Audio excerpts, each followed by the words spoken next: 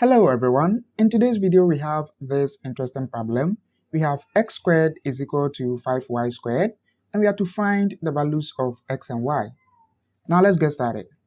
First, let's equate everything to 0. So we're going to have x squared minus 5y squared is equal to 0.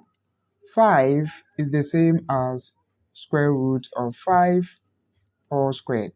So we can write the equation as x squared minus square root of 5 all squared times y squared, and this is equal to 0.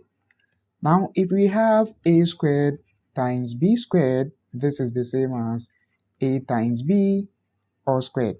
So we can write the equation as x squared minus root 5 times y all squared is equal to 0.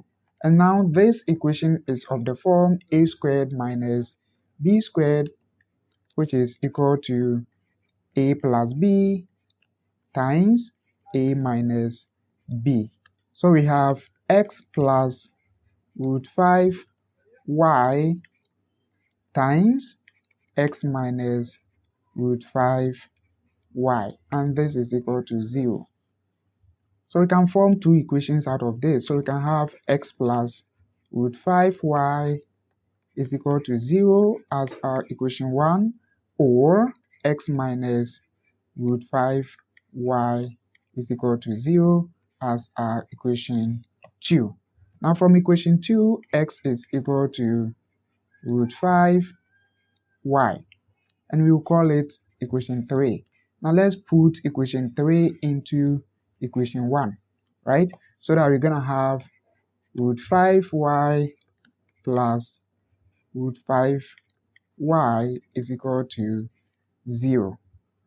We want y, so let's take y out, and we are left with root 5 plus root 5, which is equal to 0.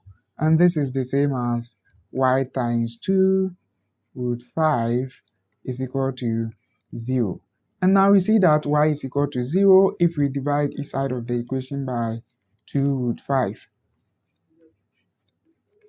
So straight away this and this will go. 0 divided by any number is still 0, right? So we have y is equal to 0.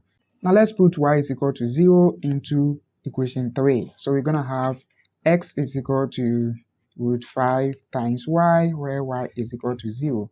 So straight away we have x to be 0. So the values of x and y turn out to be 0, 0.